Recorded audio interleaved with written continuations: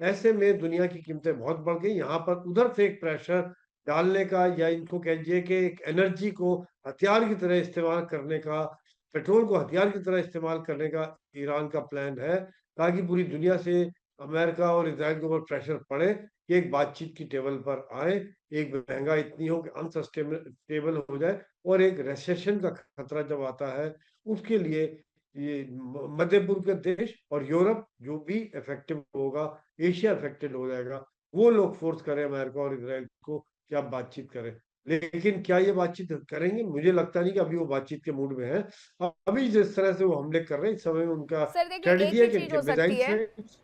जब आप संजय सोई सर जब ये तमाम चीजें कह रहे हैं तो एक ही चीज हो सकती है, जो मेक अमेरिका ग्रेट अगेन का नारा था वो इसी तरीके से सिद्ध किया जा सकता है कि आप अपनी इकोनॉमी को अगर ऊपर नहीं लेकर के जा सकते तो दूसरे के इकोनॉमी को आप नीचे ले आइए।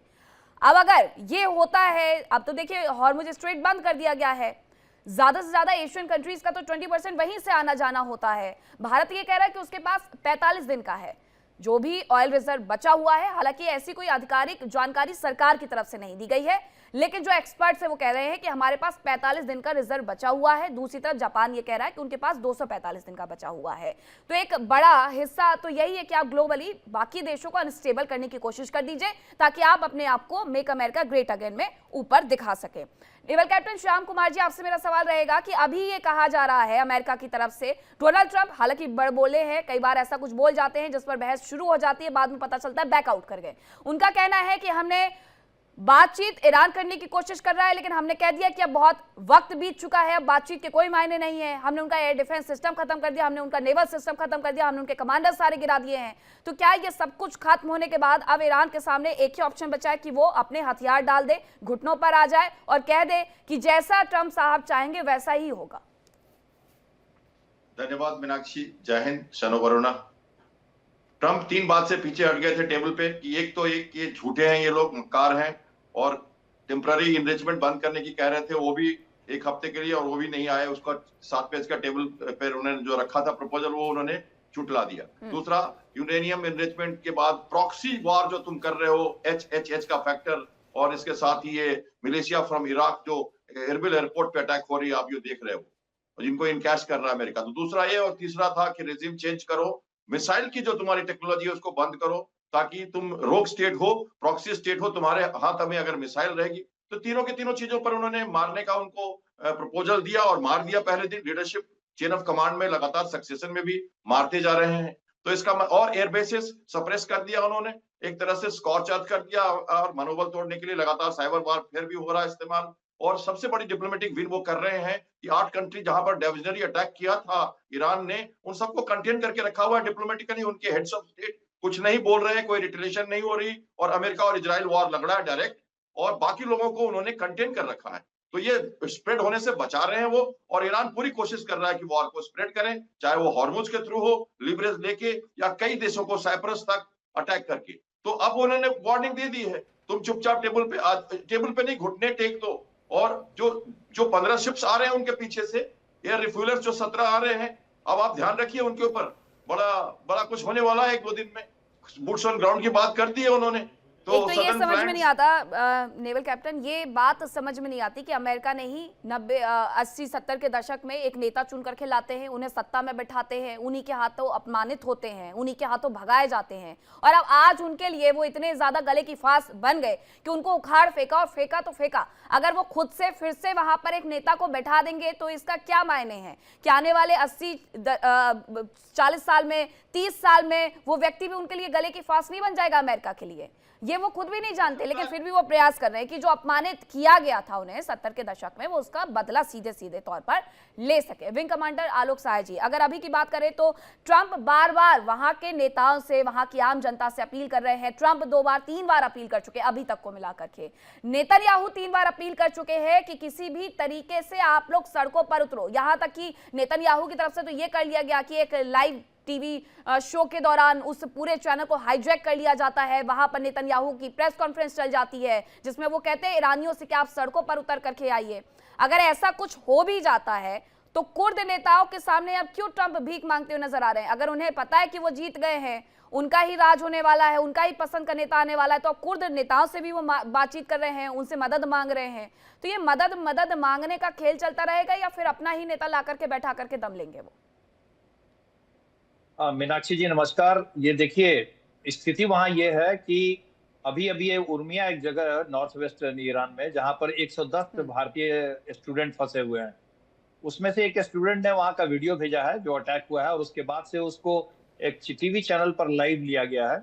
उसने वहां की वस्तुस्थिति बताई है। उसने वहां ये बताया है कि वहां के जो लोग हैं वो भी आपस में झड़प कर रहे हैं, दो गुट हो गया है। एक जो है कट्टरपंथियों का समर्थक, एक जो है लिबरल्स, और इनके बीच में लड़ाइयां भी हुई हैं रोड पे। और ये जो नरमपंथी है वहां पे, इन्होंने सहायता की है टारगेट्स को आइडेंटिफाई करवाने में। ये दुश्मन की सहायता कर रहे हैं। तो ऐसे में ये तो बात सही है कि वहां पर एक इंटरनल डिस्टर्बेंस बहुत जल्दी ही होगा और धीरे धीरे ये बढ़ता जाएगा। लेकिन अमेरिका के पास सबसे बड़ी मुश्किल ये है कि ये सिर्फ डिस्टर्बेंस तक ही सीमित रह जाएगा। उनके पास they are not an armed group which can, जो खड़ा हो जाए इस सत्ता के विरुद्ध में। वो ग्रुप अभी उनको कोई ऐसा दिखाई नहीं दे रहा है। तो अमेरिका और इजराइल के पास ये दिक्कत है कि आखिर वहां से सत्ता पर कौन बैठेगा, कैसे बैठेगा।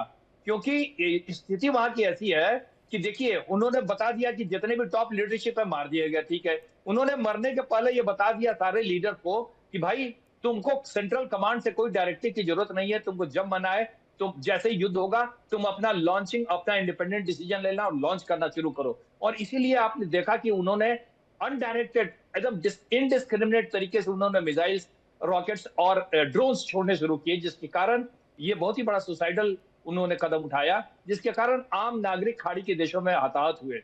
न सिर्फ मिलिट्री सेंटर्स अमेरिका के, बल्कि आम जगहों पर भी उन्होंने लॉन्च किया। तो ईरान में स्थिति बहुत उथल पुथल की है। अब सवाल है कि इसका विकल्प क्या है। इनको कोई ना कोई फुट ऑन ग्राउंड तो चाहिए। फुट ऑन ग्राउंड नहीं होगा, ठीक है, आप एक हफ्ते के अंदर में जितने अंडरग्राउंड उनके मिसाइल सिटीज हैं, आप उसको और ड्रोन के सिटीज को अगर आप तहस नहस कर देते हैं और उसकी वार मेकिंग जो कैपेसिटी है उसको आप ब्रेक कर देते हैं, ठीक है, ईरान तब हो सकता है उतना लॉन्च नहीं कर पाए मिसाइल्स एक हफ्ते, और मैं मानता हूं कि एक हफ्ते के अंदर में ऐसी स्थिति आ जाएगी। लेकिन फुट ऑन ग्राउंड कोई नहीं होगा तो वहां पर जो भी नया शासक आएगा फिर वो वही रास्ता अख्तियार करेगा कुछ सालों के बाद। तो वहां शासन परिवर्तन होना बहुत जरूरी है मीनाक्षी जी, ऐसा मैं मानता हूं। अमेरिका परेशान है कि अपनी सेना तो भेज नहीं पा रहा है, वो ऑल्टरनेटिव देख रहा है, क्या कुर्दिस्तान की तरफ से वो आदमी भेजे या पाकिस्तान की तरफ से। मुनीर साहब को बुलाया गया था इसी के लिए। मुनीर साहब पर यह दबाव पड़ेगा कि आपकी सीमा लगी हुई है ईरान से, हो सकता है उधर से भी पैसेज मांगे ट्रंप साहब आगे आने वाले दिनों। तो नहीं, आगे लेकिन आने ये वाले तो सर ईरान कह रहा है ना सर, ये ईरान कह ही रहा है कि पाकिस्तान के एयर स्पेस का इस्तेमाल अमेरिका की तरफ से किया गया है और आने वाले वक्त में अमेरिका को उसका भुगतान करना पड़ेगा। अब मैं आऊंगी और आपसे ये सवाल भी पूछूंगी कि क्या ये आग एशियन देशों तक भी पहुंच जाएगी इसके माध्यम से। लेकिन इसी बीच एक खबर आ रही है कि जंग के बीच इजराइल ने दरअसल बड़ा दावा कर दिया है। नए ईरानी रक्षा मंत्री इजराइल के ढेर हो गए हैं, ये बताया जा रहा है। रक्षा मंत्री माजिद अल रेजा की मौत हो गई है, 2 दिन पहले ही उन्होंने पद संभाला था। और ये बिल्कुल उसी तरीके से है, जून 2025 के फॉर्मेट के तरीके से है कि अगर कोई भी नया नेता बनेगा, नया या फिर वहां पर टॉप लीडरशिप में शामिल होगा तो उसे मार गिराया जाएगा। नए नेता को मार दिया गया, उसके बाद टॉप लीडरशिप में जब रक्षा मंत्री माजिद अल रेजा को शामिल किया गया तो उन्हें भी मार गिराया गया है। और ये सब कुछ इसीलिए हो रहा है कि ईरान में अगर फिर से एक सत्ता परिवर्तन हो जाता है, इसी के साथ साथ अगर वहां पर मेड कर ली जाती है गवर्नमेंट, तो इनके लिए बहुत ज्यादा मुश्किल हो जाएगी। अब संजय सोई सर, एक सवाल और आपसे लेना चाहूंगी, उसके बाद मैं आती हूँ आप दोनों के पास भी, आप काफी लंबे वक्त से इंतजार भी कर रहे हैं मेरा।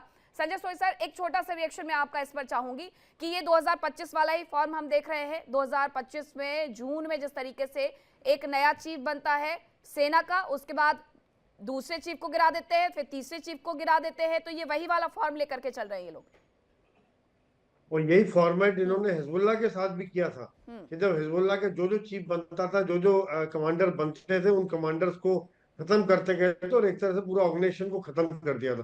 देखिए, बात सही है कि रेजिम चेंज की बात ये कर रहे हैं और धीरे धीरे लीडर्स को खत्म करते जा रहे हैं। कमांड कंट्रोल सेटअप उन्होंने डिस्ट्रॉय कर दिया है और इस समय पूरा इंडिपेंडेंट लड़ाइयां चल रही है। इंडिपेंडेंट जो ग्रुप्स हैं वो यहाँ पर जैसे प्रांत वाइज वो लड़ाई लड़ रहे हैं।